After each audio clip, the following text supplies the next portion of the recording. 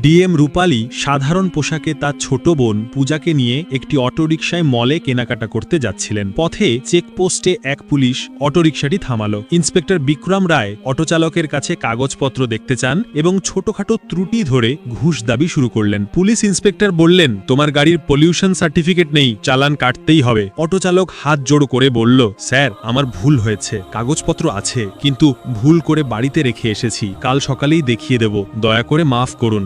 বিক্রম রায় কঠোর গলায় বললেন, না, চালান কাটতেই হবে, যদি চালান না কাটাতে চাও তাহলে 2000 টাকা দাও। এই শুনে ডিএম রূপালী নীরবে পুরো ঘটনাটি দেখছিলেন। অটোচালক বিনয়ের সঙ্গে বলল, স্যার আমি তো সবে বাড়ি থেকে বেরিয়েছি, দিনের শুরু হয়েছে মাত্র, আমার কাছে এক পয়সাও নেই, এখনো কিছু আয় করিনি, আমি কোথা থেকে টাকা দেব? পুলিশ কর্মকর্তা তাচ্ছিল্য করে বললেন, তুমি তো গতকাল আয় করেছিলে, সেই টাকা কোথায় গেল? সেই টাকা থেকে দিয়ে দাও। অটোচালক হতাশ গলায় বলল, স্যার সেই টাকা তো গতকালই খরচ হয়ে গেছে, আমার কাছে সত্যি টাকা নেই, দয়া করে মাফ করুন, আমি আর কখনো এমন ভুল করব না, সব সময় কাগজপত্র সঙ্গে রাখবো। এই কথোপকথনের মাঝে রূপালী চুপচাপ সব শুনছিলেন ও দেখছিলেন। তখন বিক্রম রায় অটোচালকের ওপর চড়াও হয়ে বললেন, এই গরিব ভিখারি, তোর কাছে 2000 নেই, যেভাবেই হোক আমাকে 2000 টাকা দে, নইলে তোর অটো বাজেয়াপ্ত করব। অটোচালক ভীত কণ্ঠে বলল, স্যার আমি কি এমন কি অপরাধ করেছি যে আপনি আমার অটো বাজেয়াপ্ত করবেন? আমি কি এত বড় কোনো ভুল করেছি? এই কথা শুনে বিক্রম রায় রাগে অগ্নিশর্মা হয়ে অটোচালককে এক চড় মারলেন এবং বললেন, তুই আমার সঙ্গে তর্ক করছিস, তোর এত সাহস? এই দৃশ্য দেখে রূপালী হতবাক হলেন। তিনি অটো থেকে নেমে পুলিশের সামনে এসে বললেন, এই ড্রাইভারকে চড় মারার অধিকার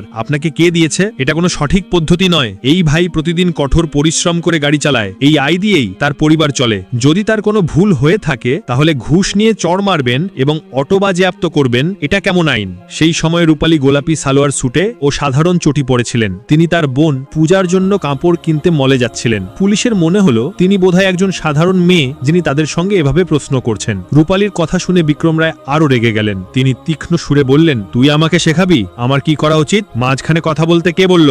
বেশি বকবক করিস না, নইলে তোকে হাজতে পুরে দেব। আমি পুলিশ চাইলে এখনই তোকে গ্রেফতার করতে পারি, বাড়াবাড়ি করিস না, বুঝলি? বিক্রম রায়ের কোনো ধারণা ছিল না যে তিনি যার সঙ্গে এভাবে কথা বলছেন তিনি আসলে একজন ডিএম অফিসার। রূপালী শান্তভাবে বললেন, স্যার আপনি পুলিশ বলে কি মানুষকে রূঢ়ভাবে ব্যবহার করবেন? গরিবদের কাছ থেকে জোর করে ঘুষ নেবেন? আপনি যা করছেন তা শুধু অন্যায় নয়, আইনেরও বিরুদ্ধ।